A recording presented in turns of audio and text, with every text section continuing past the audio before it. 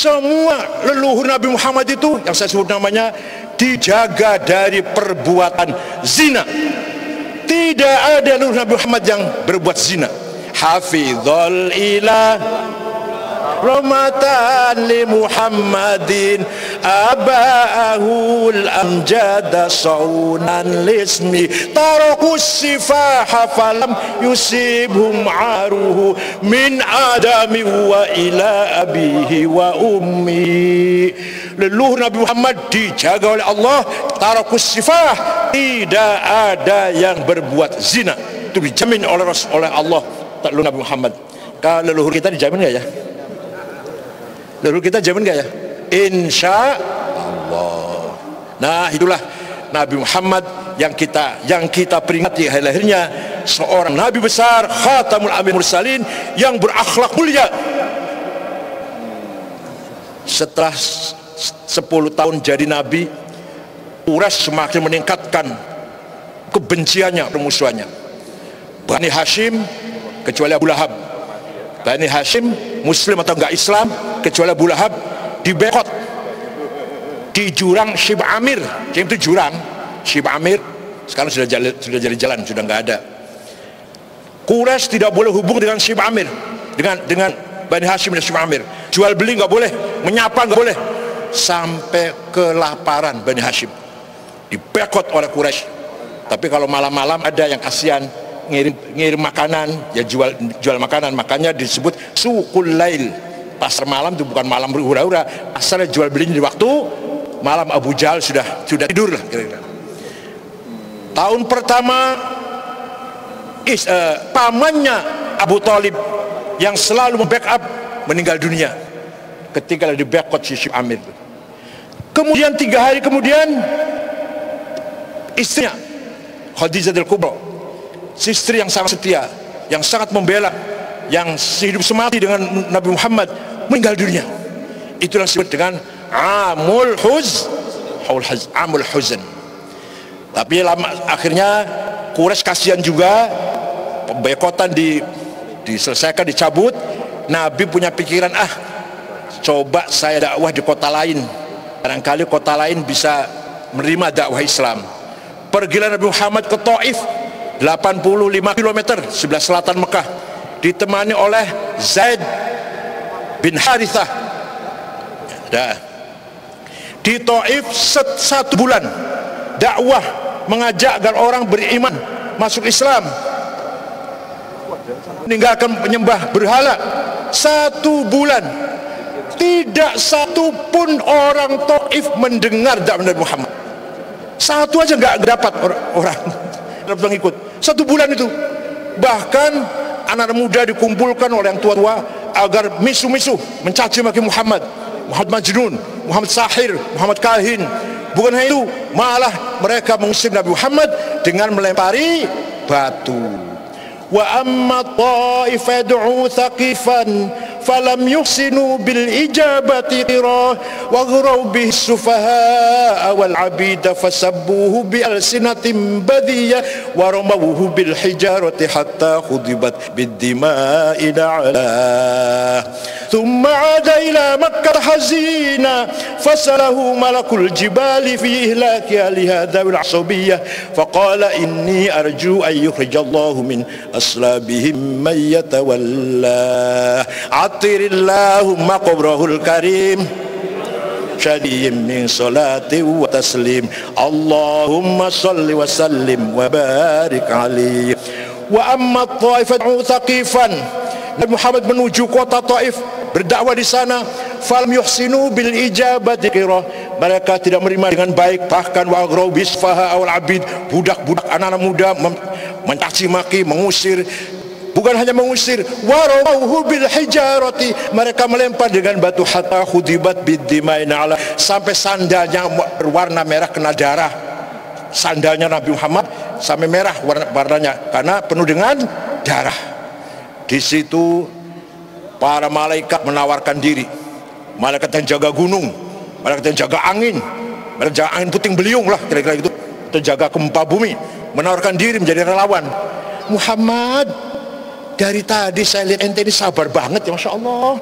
dilempari malah. Allahumma di qaumi fa innahum la ya'lamun. Ya Allah, berilah hidayah kepada kaum ini karena mereka tidak tahu, nggak ngerti, maka mereka melempari saya. Kalau mengerti nggak akan melempari. Ya Allah, biasa dilempari, kemudian mendoakan. Coba Muhammad yang tegas kayak Nabi Musa dulu. Nabi Musa sabar. Setelah kaumnya keterlaluan, datangkan Allah seperti apa, baru saya beriman. Wa idh qultum ya Musa lan nu'mina laka hatta narallaha jahra fakhadhatkumus sa'iqatu wa antum tanzurun. Ketika Bani Israil, sebagian enggak, semua enggak, Musa, datangkan Allah seperti apa, baru saya beriman. Kalau enggak beriman. Nabi Musa habis sabar. Ya Allah, orang-orang ini habisin saja, enggak usah dikasih hidup. Semua yang ngomong seperti itu disambar petir, sa'iqah, mati semua. Gitu Muhammad. Enten ya Allah, perintah saya. Orang Taif saya balikkan tanahnya apa? Saya hancurkan, saya datangkan apa? Gempa yang bisa berjalan itu apanya? Gempa yang bisa berjalan itu likuifaksi, saya bisa itu. Terus saya kira angin puting beliung, saya bisa itu. Enten malah yang tegas ke Nabi Nuh itu loh, Muhammad. Dulu Nabi Nuh ketika habis kesabarannya, dakwah 900 tahun, yang beriman cuma 50 orang. Cuma berdakwah 950 tahun, yang iman cuma 80 orang. Habis sabarnya. Wa idh qala Nuhur rabbi la tadhar 'alal ardi minal kafirina dayyara innaka in tadharhum yudillu ibadaka wa la yalidu illa fajiran kaffara. Nabi Nuh habis sabarnya. Ya Allah, mereka yang kafir habisin sajalah. Kalau nggak dihabisin nanti punya anak kafir lagi, punya cucu kafir lagi, punya cicit kafir lagi. Datang banjir topan, mati semua. Kecuali yang ikut Nabi Nuh 80 orang naik perahu. Gitu loh Muhammad. Ente dari tadi kalau kenapa tuh Allah mati qaumi, kenapa tuh Allah mati qaumi, gimana sih? Kalah gini gimana sih? Kayak orang NU dah. Apa jawab Nabi Muhammad? Fasalahu malakul jibali fi hilaki hali hadha bil asabiyah faqala inni arju an yukhrijallahu min aslabihim man yatawalla. Tidak malaikat, saya tidak seperti Musa, tidak seperti Nuh, saya tidak seperti mereka. Saya adalah saya. Kalau mereka belum Islam, orang yang sekarang ini, saya tunggu anaknya. Kalau anaknya belum Islam, saya tunggu cucunya, tuh cicitnya, keturunannya, insyaallah Islam semua. Betul kan? Taif sekarang orangnya Islam semua kan? Taif itu sekarang ini orang sekarang Ats-Tsaqafi. Mohon maaf, Dubes Saudi di Jakarta namanya Ats-Tsaqafi nih. Ats-Tsaqafi itu turunan Bani Tsaqif. Semua dunia yang melempari Nabi Muhammad dan kakak leluhurnya itu. Sekarang Islam semua kota Taif itu. Itu berkat doa Nabi Muhammad dan berkat kesabarannya.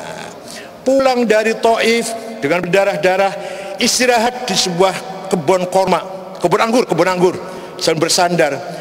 Yang punya kebun anggur melihat ada orang rupanya lagi sedih, capek, berdarah-darah lagi, jadi menyuruh budaknya namanya Adas, coba ini bawa satu piring anggur, itu kasihan ada orang lagi bersandar di pagar tuh. Adas. Nabi Muhammad diberi anggur, makan satu, sebelum makan Bismillahirrahmanirrahim. Adas kaget. Ma sami'tu hadhil kalimat takhruju min famil Arab. Saya nggak pernah mendengar kalimat bismillah keluar dari mulutnya orang Arab. Tapi baru kali ini mendengar ada kalimat bismillah keluar dari mulutnya orang Arab. Nabi Muhammad tanya, lah kamu siapa? Saya dari Ninawa. Ya, kalau sekarang Mosul, kota Mosul dulu Ninawa, kotanya Nabi Yunus. Saya di sini jadi budak, bukan karena saya melarat miskin, bukan. Tapi saya jalani jadi budak karena ingin jumpa dengan Faraklit, Nabi akhir zaman yang akan membebaskan umat manusia dari kegelapan. Menurut kitab suci yang saya baca, ini sudah saatnya lahir ini.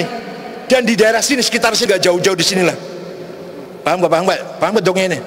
Jadi kata Adas, saya kesini jadi budak ini dalam rangka mencari, mudah-mudahan jumpa dengan Faraklitus, orang atau nabi terakhir yang akan membebaskan dunia dari kezaliman, kegelapan. Menurut kitab suci saya sudah ada dan di sekitar sini. Nabi menjawab, ana dzalikal Faraklit, sayalah orangnya yang kamu cari. Langsung Adas berdiri mencium Nabi Muhammad dan masuk Islam. Jadi Nabi Muhammad 1 bulan di Taif, pulang dengan muka berdarah, tidak ada 1 bulan masuk Islam, mendapat pengikut 1 orang tapi berkualitas. Orang punya yang membaca kitab suci, yang punya agama sebelumnya masuk Islam, adas masuk Islam, itu orang yang berkualitas daripada orang yang masuk Islam tapi enggak berkualitas.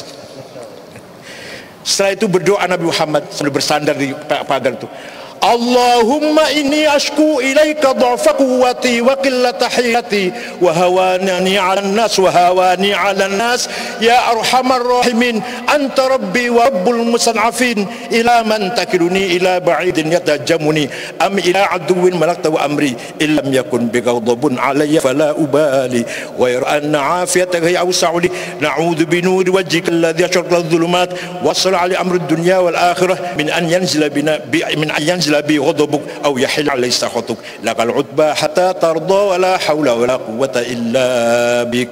Ya Allah, hanya kepadamu aku mengadu atas kelemahan diriku. Bagaimana orang mereka musuh aku, apakah engkau biarkan aku terhina, aku tersiksa oleh musuh atau orang asing yang akan selalu menyakiti aku? Asalkan engkau tidak murka kepadaku, enggak peduli.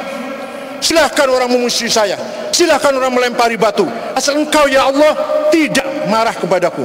Itu doanya Nabi Muhammad. Ini kalau dibaca, kalau kita lagi kena susah, baca ini, insya Allah hilang susahnya, insya Allah. Insya Allah kalau lagi rezekinya seret, baca ini, rezekinya banyak, asalnya rajin usahanya. Nabi pulang sebelum masuk kota Mekah, minta suaka kepada orang musyrik tapi baik hatinya, namanya Mut'im bin Adi. Mut'im, saya akan kembali pulang ke Mekah, minta dilindungi ya. Pulang Muhammad, saya lindungi kamu dari musuh-musuh kamu. Ini artinya apa? Artinya orang Islam ketika sedang dalam keadaan darurat minta perlindungan kepada non-muslim itu boleh. Nabi Muhammad minta suaka perlindungan kepada Mut'im bin Adi waktu itu masih musyrik. Ini salah satu secuil, sedikit sejarah Rasulullah SAW. Yang jelas Nabi Muhammad orang yang sangat pemaaf, santun, wabil mu'minina raufur rahim wa innaka la'ala khuluqin azim. Yang paling penting lagi, Nabi Muhammad adil seadil-adilnya. Ketika ada pencuri perempuan, ternyata pencurinya putra Utsman bin Maz'un, tokoh sahabat. Kemudian Satpol PP yang ronda itu, yang keliling itu usul, ya Rasulullah dilepas saja ya, ini anaknya orang besar ini, dilepas saja, dibebaskan aja ya, diputihkan aja lah. Rasulullah siapa sih? Anaknya Utsman bin Maz'un. Nabi marah, ya Usamah, wallahi lau saraqat Fatimah binti laqata'tu yadaha. Usamah, demi Allah, seandainya maling yang kamu tangkap itu Fatimah anakku, bawa sini, saya akan potong tangannya. Mudah-mudahan semua yang ada di Indonesia ini seperti ini. Kapolrinya, jaksanya, ketua Mahkamah Agung, siapa lagi? semua pemimpin Indonesia, mudah-mudahan siapapun yang salah harus dihukum, walaupun anak saya hukum yang seadil-adilnya. Mudah-mudahan kita mengikuti akhlak Rasulullah SAW. Suatu ketika ada sahabat bertengkar dengan orang Yahudi di pasar, nggak sengaja sahabat mukul, mati. Rupanya sakti banget kayak Pak Marsudi, kira-kira saktinya lah. Enggak niat pembunuh, tidak niat membunuh, pukul, mati. Nabi marah besar, murka besar dengan mengeluarkan statement, man qatala dhimmiyan fa ana khasmuhu yaumal qiyamah wa man kuntu khasmuhu falam yashumma rihatal jannah. Barang siapa, sekali lagi, membunuh non muslim, nanti di hari kiamat berhadapan dengan saya. Barang siapa berhadapan dengan saya tidak akan mencium bau surga, tidak akan masuk surga. Ini membunuh non-mus, apalagi membunuh lah. Di Afghanistan ini sekarang, ya Allah, luar biasa itu. Perempuan yang keluar dari rumah tanpa muhrim dan mukanya dibuka, tangkap dan dikasih cacat, dikasih cedera, telinganya potong, atau telinga atau hidungnya dipotong, atau pipinya dilukai. Hukumannya biduan penyanyi dikumpul, tembak semuanya. Karena apa? Nyanyi itu haram. Jadi nyanyi itu haram, membunuh tidak haram. Paham nggak? Nyanyi itu haram, tapi membunuh tidak haram. Tidak begitu sebenarnya. Penyanyi dikumpulkan, diajak bertaubat, diajak kembali ke jalan yang benar, bukan dibunuh. Caranya itu enggak karena haram, nyanyi haram, bunuh. Jadi nyanyi itu haram, membunuh tidak haram. Itu di Afghanistan sekarang. Coba sesama muslim, 100% muslim Afghanistan itu Sunni, 99% madhabnya Hanafi, Maturidi, Tarekat Naqsyabandiyah, 1% Syiah. 40 tahun perang saudara itu di Afghanistan. Nah, jauh beda dengan apa yang dicontohkan oleh Muhammad SAW. Membunuh non muslim, musuh saya. Siapa yang membunuh non muslim, zimmi, musuh saya, kata Nabi Muhammad. Saya akan menjadi pembelanya, menjadi pengacaranya, advokatnya yang dibunuh itu. Oleh karena itu, mari kita tiru, kita teladani akhlak Rasulullah sallallahu alaihi wasallam.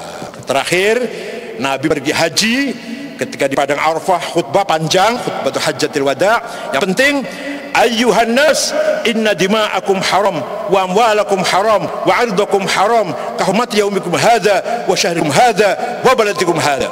Wahai manusia, bukan orang Islam saja, bukan orang Arab saja, orang manusia siapapun, nyawamu suci, properti harta milikmu suci, dignity kehormatanmu suci, seperti sucinya wukuf di Arafah ini, hari ini, seperti sucinya bulan haji ini, seperti sucinya kota suci Mekah ini.